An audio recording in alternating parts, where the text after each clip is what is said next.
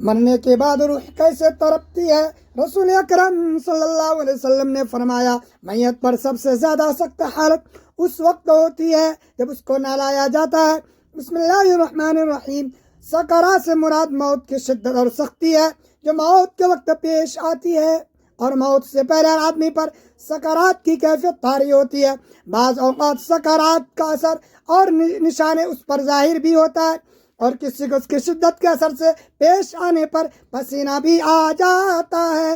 رسول اکرم صلی اللہ علیہ وسلم کو جب یہ حالت پیش آئی تو آپ اپنا ہاتھ پانی میں ڈال کر چہرے مبارک پر پھیرتے تھے اور فرماتے تھے لا الہ الا اللہ، یعنی کلمہ طیبہ پڑھتے ہوئے فرمایا موت کی بڑی شدت ہوتی ہے، نجا اس تکلیف کا نام ہے جو صرف روح پر اترتی ہے اور تمام اعضاء کو گھیر لیتی ہے، حتیٰ کہ بدن میں روح کے جتنے اعضاء ہیں ان سب کو درد محسوس ہوتا ہے۔ نجا کی تکلیف روح پر حملہ آور ہوتی ہے اور تمام اعضاء کو گھیر لیتی ہے، کیونکہ ہر رگ، ہر پٹھے، بدن کے ہر حصے، ہر جوڑ، ہر بال، ہر ذرے اور ہر کھال کے نیچے سے حتیٰ کہ سر کی چوٹی سے پیروں تک ہر جگہ سے روح کو نکالا جاتا ہے۔ اس لیے تم اس کے قرب اور تکلیف کا حال نہ پوچھو۔ حتیٰ کہ بزرگوں نے فرمایا موت تلوار کی کاٹ آری کے چیرنے اور قینچی کے کاٹنے سے زیادہ سخت ہوتی ہے، کیونکہ بدن کو تلوار سے کاٹا جائے تو صرف اس لیے تکلیف ہوتی ہے کہ بدن کا روح سے تعلق ہے، تو جب صرف روح کو صدمہ پہنچے تو کس قدر تکلیف ہوگی۔ ناظرین محترم، نیز جب کسی شخص کو مارا جاتا ہے تو وہ مدد بھی مانگ سکتا ہے اور چیخ بھی سکتا ہے، کیونکہ اس کے دل اور زبان میں طاقت موجود ہوتی ہے، لیکن مرنے والے کی آواز اور چیخوں پکار سخت تکلیف کی وجہ سے ختم ہو جاتی ہے، کیونکہ روح نکلنے کی بے انتہا تکلیف ہوتی ہے اور یہ دل پر سوار ہو کر پوری قوت کو ختم کر دیتی ہے۔ مرنے والے کے اعضاء کمزور پڑ جاتے ہیں اور اس میں مدد مانگنے کی طاقت باقی نہیں رہتی۔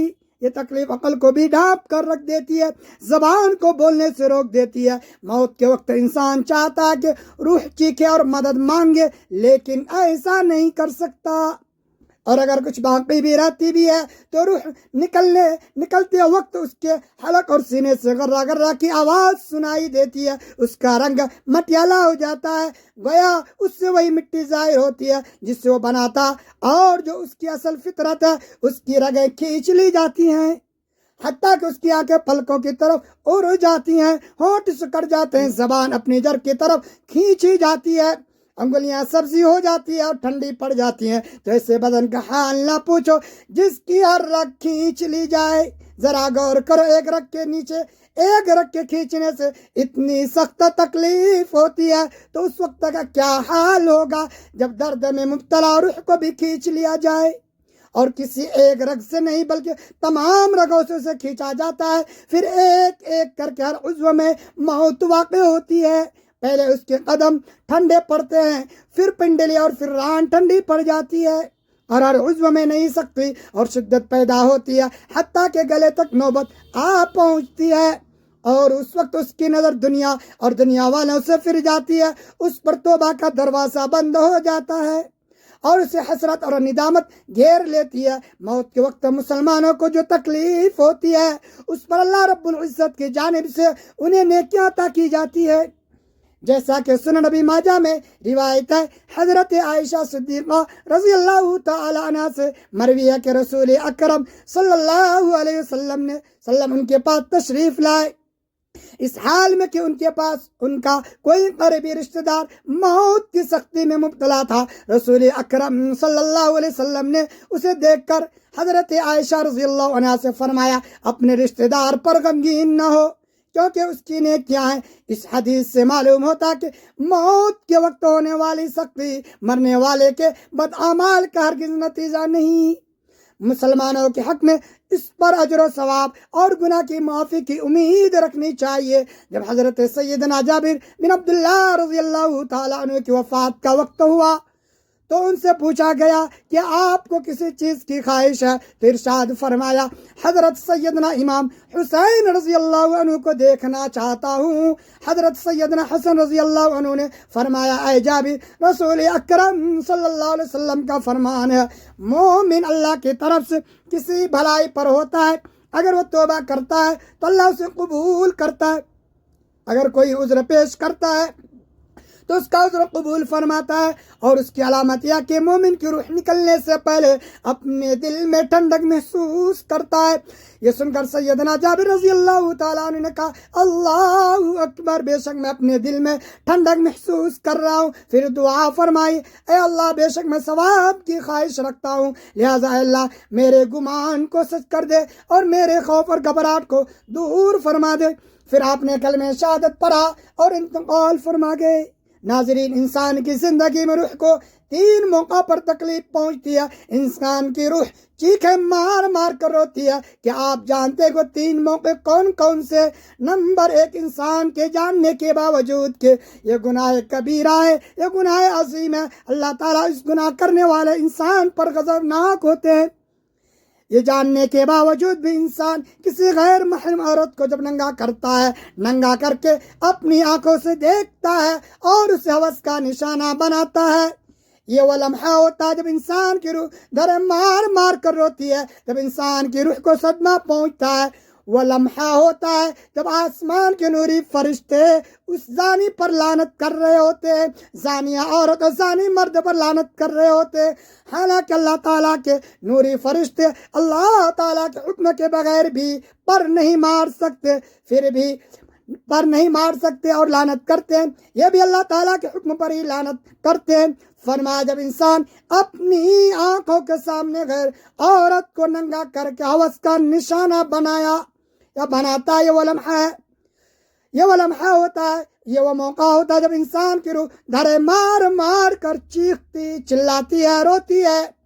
دوسرا وہ قدم جب انسان والدین کو اتنا دکھ، اتنی تکلیف دیتا کہ والدین اس انسان کے حق میں بد دعا کرنا شروع کر دیتے ہیں، اور یہ بدبخت انسان اپنی آنکھوں کے سامنے والدین سے بد دعا لیتا ہے۔ جب والدین بد دعا دے رہے ہوتے ہیں، یہ بدبخت انسان والدین کو دیکھ بھی رہا ہوتا ہے، ان کے منہ سے نکلتی بد دعا اپنے کانوں سے سن بھی رہا ہوتا ہے، یہ وہ لمحہ ہوتا ہے جب انسان کی روح رو رہی ہوتی ہے۔ تیسرا موقع جب موت کا فرشتہ حضرت اسرائیل علیہ السلام انسان کی روح کو جسم میں الگ کرتے ہیں، انسان کی روح جسم سے کھینچ کر باہر نکالی جاتی ہے، ظاہر ہے کہ روح کا جسم سے گہرا تعلق ہے، تو جب یہ دونوں الگ الگ ہوتے ہیں تو ان کو گہرا صدمہ بھی پہنچتا ہے۔ انسان کے جسم پر چھوٹا سا کانٹا لگ جائے تو انسان کو کتنی تکلیف ہوتی ہے، چھوٹی سی چوٹ لگ جائے تو انسان کو کتنی تکلیف ہوتی ہے۔ تو جب روح کو تکلیف پہنچے، جب روح کو صدمہ پہنچے تو اس وقت انسان کو کتنی تکلیف ہوتی ہوگی۔ حضرت حکیم لقمان سے پوچھا گیا، حضرت موت کے وقت جسم کا وہ کون سا حصہ ہے جس کو سب سے زیادہ تکلیف ہوتی ہے، سب سے زیادہ صدمہ پہنچتا؟ حضرت حکیم لقمان نے فرمایا انسان کو وجود کا وہ حصہ ہے جس کا روح کے ساتھ گہرا تعلق ہے، اس حصے کو بہت ہی زیادہ تکلیف ہوتی ہے۔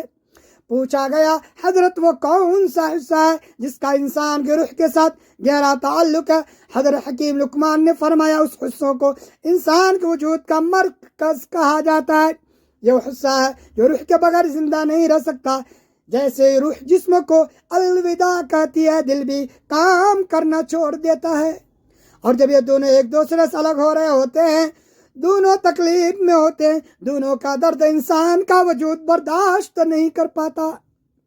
مرتے وقت اب ناخنوں کے دردوں کو بھی انسان محسوس کرتا ہے، بالوں کے دردوں کو بھی انسان محسوس کرتا ہے، حالانکہ یہ وہ حصہ جس کے کاٹنے سے انسان کو تکلیف نہیں ہوتی، لیکن موت کے وقت ان کو تکلیف انسان محسوس کرے گا۔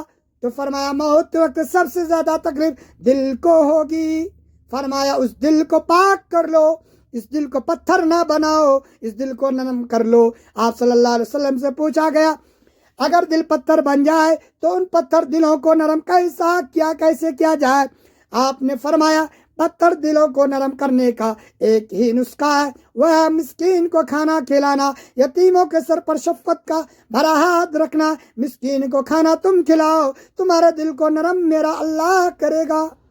انسان اپنی زندگی میں بہت سے کام اپنی لذت یا خواہش کو پورا کرنے کے لیے کرتا ہے، جس کی وجہ سے یا تو اس کا پیسہ برباد ہوتا ہے یا صحت برباد ہوتی ہے، موت کو یاد رکھنے والے کی کمی ہوتی ہے۔ اس کے بارے میں نبی پاک صلی اللہ علیہ وسلم نے فرمایا لذتوں کو ختم کرنے والی موت کو کثرت سے یاد کیا کرو۔ بارگاہ رسالت میں عرض کیا گیا کون سا مومن زیادہ عقل مند ہے؟ ارشاد فرمایا موت کو کثرت سے یاد کرنے والا اور موت سے پہلے موت کی تیاری کرنے والا۔ یہ لوگ سمجھدار ہیں، ہر شخص کی جتنی زندگی مقرر ہے اس میں نہ زیادتی ہو سکتی ہے نہ کمی۔ جب زندگی کا وقت پورا ہو جاتا ہے اس وقت حضرت اسرائیل علیہ السلام روح قبض کرنے کے لیے آتے ہیں اور اس شخص کے دائیں بائیں جہاں تک نگاہ کام کرتی ہے اسے فرشتے دکھائی دیتے ہیں۔ مسلمانوں کے آس پاس رحمت کے فرشتے ہوتے ہیں اور کافر کے دائیں بائیں عذاب کے فرشتے ہوتے ہیں۔ روایتوں میں آتا ہے کہ تقریباً 500 فرشتے ہوتے ہیں اور اس وقت ہر شخص پر اسلام کی حقانیت آفتاب سے زیادہ روشن ہو جاتی ہے، مگر اس وقت تک کا ایمان موت بے وقت یہ چیزیں مشاہد ہوں گی۔ حدیث میں ایک طائر قفس میں بند تھا اور اب آزاد کر دیا گیا۔ علماء فرماتے ہیں بے شک پاک روح جب جسم سے جدا ہوتی ہے عالم بالا سے مل جاتی ہے اور سب کچھ ایسا دیکھتی سنتی ہے جیسے یہاں حاضر ہے۔ حدیث میں فرمایا گیا کہ مومن میں میت آئے تو اس کی راہ کھول دی جاتی ہے جہاں دل چاہے جائے۔ مردہ کلام بھی پڑھتا ہے اور اس کے کلام کو جن اور انسان کے سوا تمام حیوان وغیرہ سنتے ہیں۔ جب مردے کو قبر میں دفن کرتے ہیں اس وقت اس کو قبر دباتی ہے، اگر وہ مومن ہے تو اس کا دبانا ایسا ہوتا ہے جیسے ماں پیار کرتی ہے، اور اگر وہ کافر ہے تو اس کو اتنے زور سے دباتی ہے کہ ادھر کی پسلیاں ادھر اور ادھر کی پسلیاں ادھر ہو جاتی ہے۔ جب دفن کرنے والے دفن کر کے وہاں سے چلے جاتے ہیں تو ان کے جوتوں کی آواز سنتا ہے۔ اس وقت اس کے پاس جو فرشتے اپنے دانتوں سے زمین کو ڈرتے ہوئے چیرتے ہوئے آتے ہیں اور نہایت سختی کے ساتھ سخت آواز میں سوال کرتے ہیں۔ پہلا سوال تیرا رب کون ہے؟ دوسرا سوال تیرا دین کیا ہے؟ تیسرا سوال ان کے بارے میں تو کیا کہتا؟ اگر بندہ مومن ہے تو پہلے سوال کا جواب دے گا میرا رب اللہ ہے، اور دوسرے سوال کا جواب دے گا میرا دین اسلام ہے، تیسرے سوال کا جواب دے گا وہ تو رسول اکرم صلی اللہ علیہ وسلم ہے۔ اس وقت آسمان سے ایک منادی ندا کرے گا میرے بندے نے سچ کہا، اس کے لیے جنت کا بچھونا بچھاؤ اور جنت کا لباس پہناؤ، اس کے لیے جنت کی طرف ایک دروازہ کھول دو۔ جنت کی ہوا اور خوشبو اس کے پاس آتی رہے گی اور جہاں تک نگاہ جائے گی وہاں تک اس کی قبر کو کشادہ کر دیا جائے گا اور اس سے کہا جائے گا تو سو جا۔ تو پہلے اس کے بائیں ہاتھ کی طرف جہنم کی کھڑکی کھولے گی جس سے گرم ہوا اور سخت بدبو آئے گی، پھر وہ بند کر دیں گے۔ اس کے بعد دائیں طرف جنت کی کھڑکی کھولیں گے اور اسے کہا جائے گا اگر تو ان سوالوں کا صحیح جواب نہ دیتا تو تیرے واسطے وہ تھی اور یہ ہے، تاکہ وہ اپنے رب کی نعمتوں کی قدر جانے کہ کیسے بلا سے بچ کر کیسی نعمت عظمیٰ کی عطا فرمائے۔ اگر مردہ منافق ہے تو سب سوالوں کے جواب میں یہ کہے گا ہائے افسوس مجھے تو کچھ معلوم نہیں، میں لوگوں کو کہتے سنتا تھا، خود بھی کہتا تھا۔ اس وقت ایک پکارنے والا آسمان سے پکارے گا یہ جھوٹا ہے، اس کے لیے آگ کا بچھانا بچھاؤ اور آگ کا لباس پہناؤ اور جہنم کی طرف ایک دروازہ کھول دو، پھر اس کو گرمی کی شدت پہنچے گی اور اس پر عذاب دینے کے لیے 2 فرشتے مقرر ہوں گے جو اندھے اور بہرے ہوں گے۔ ان کے ساتھ لوہے کا گرز ہوگا جو پہاڑ پر اگر مارا جائے تو خاک ہو جائے، تو فرشتے اس ہتھوڑے سے اس کو مارتے رہیں گے، سانپ اور بچھو سے عذاب پہنچاتے رہیں گے۔ نبی کریم صلی اللہ علیہ وسلم نے فرمایا موت کو کثرت سے یاد کیا کرو کیونکہ وہ گناہوں کو ظاہر کرتی ہے اور دنیا سے بے رغبتی پیدا کرتی ہے۔ سیدنا حسن بصری رحمۃ اللہ علیہ فرماتے ہیں کہ جس نے موت کی یاد دل میں بھالی تو دنیا کی ساری مصیبتیں اس پر آسان ہو جائیں گی۔ اے خاتون المؤمنین، حضرت عائشہ صدیقہ رضی اللہ تعالیٰ عنہ کی بارگاہ میں دل کی سختی کی شکایت کی تو آپ نے فرمایا موت کو کثرت سے یاد کرو تمہارا دل نرم ہو جائے گا۔ ناظرین، حضور صلی اللہ علیہ وسلم نے فرمایا موت کے بعد روح میت کو کیسے پکارتی ہے؟ میت کو سب سے زیادہ درد کب ہوتا ہے؟ مرنے کے بعد کا منظر کیسا ہوتا ہے؟ حضرت زید سے روایت ہے کہ نبی کریم صلی اللہ علیہ وسلم نے فرمایا میت پر سب سے زیادہ سخت حالت اس وقت ہوتی ہے جب غسل دینے والا اس کو غسل دلانے کے لیے آتا ہے، اس کی انگلی سے انگوٹھی اتارتا ہے، جسم سے لباس اتارتا ہے، سر سے امامہ جدا کرتا ہے، اس کی روح بے چین ہو کر فریاد کرتی ہے، جس کی آواز جن اور انسان کے سوا سب سنتے اور کہتے ہیں اے نالانے والے، تجھ کو خدا کی قسم میرے کپڑے بہت نرمی سے اتارو، کیونکہ ملک الموت کے نیچے کی تکلیف سے مجھے پنجے کی تکلیف سے مجھے پوری طرح بھی ابھی آرام نہیں ملا ہے۔ جب اس کو تخت پر لٹا کر اس پر پانی ڈالا جاتا ہے تو وہ چیختی ہے اے نہلانے والے، تجھے خدا کی قسم مجھے آرام سے ہاتھ لگاؤ کہ میں زخمی نہیں، سختی سے زخمی ہو کر چور چور ہوں۔ کہ جب نہلا کر اس کو کفن پہناتے اور پاؤں کی طرف سے باندھ دیتے تو پھر روح کہتے اے غسل دینے والے، خدا کے لیے آپ میرے لیے سر کی طرف سے میرے کفن میں گرہ نہ لگانا، تاکہ میری بیوی بچوں اور تمام رشتے دار دنیا میں آخری بار میری صورت دیکھ لیں، کیونکہ آج میں یہاں سے جا رہا ہوں اور قیامت تک یہ لوگ میری صورت نہیں دیکھیں گے۔ پھر جب اس کا جنازہ تیار کر کے گھر سے باہر نکالا جاتا ہے تو روح پکارتی ہے اے جنازہ اٹھانے والو، خدا کے واسطے بھی جلدی نہ کرنا، تاکہ میں اپنے بال بچوں اور عزیز و قریب سے رشتے سے رخصت ہو لوں۔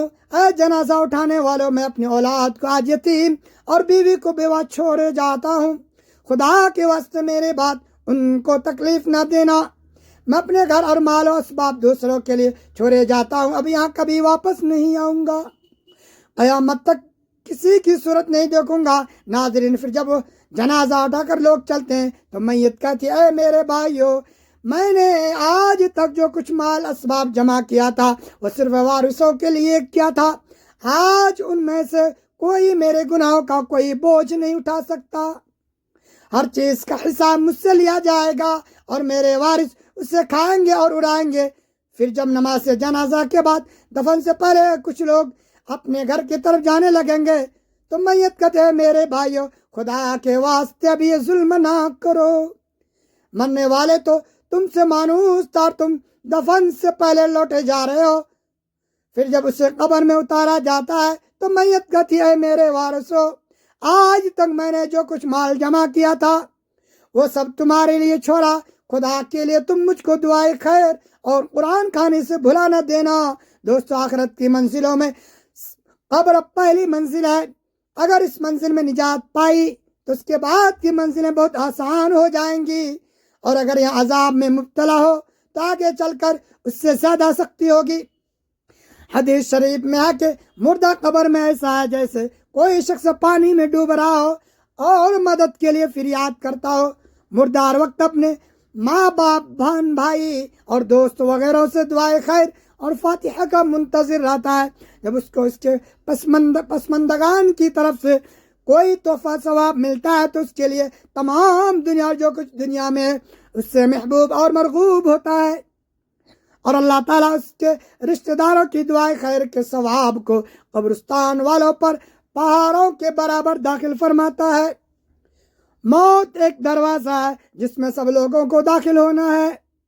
حضرت عثمان رضی اللہ تعالیٰ عنہ جب کسی قبر پر جاتے تو اتنا روتے ان کی داڑھی مبارک آنسوں سے تر ہو جاتی۔ ان سے پوچھا جاتا کہ آپ جنت اور جہنم کا تذکرہ کرتے ہیں تو اتنا نہیں روتے، مگر قبر دیکھ کر اتنا کیوں روتے ہیں؟ کہنے لگے رسول اکرم صلی اللہ علیہ وسلم نے فرمایا قبر آخرت کی پہلی منزل ہے، لہذا اگر مرنے والا اس سے نجات پائے تو بعد کی منزلیں اس کے لیے کہیں زیادہ آسان ہوں گی، اور اگر اس کی تکلیف سے نجات نہ پائی تو بعد کے مراحل اس سے بہت زیادہ سخت ہوں گے۔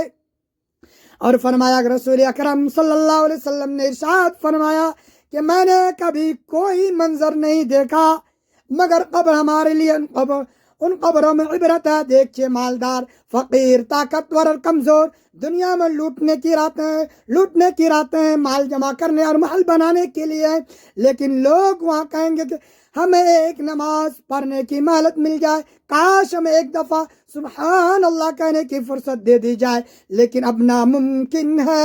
اب اعمال نامے لپیٹ دیے جائیں گے، روح جسم سے نکالی گئی، زندگی کی مہلت ختم ہے. اب ہر میت اپنے عمل کے ساتھ قبر میں پڑی ہے. اللہ تعالیٰ سے دعا کہ اللہ تعالیٰ ہم سب کو دین کی سمجھ نصیب فرمائے، ہمارا خاتمہ ایمان پر فرمائے. آمین ثم آمین. ناظرین کمنٹ باکس میں اللہ تعالیٰ کے 99 ناموں میں سے ایک نام ضرور ٹائپ کریں.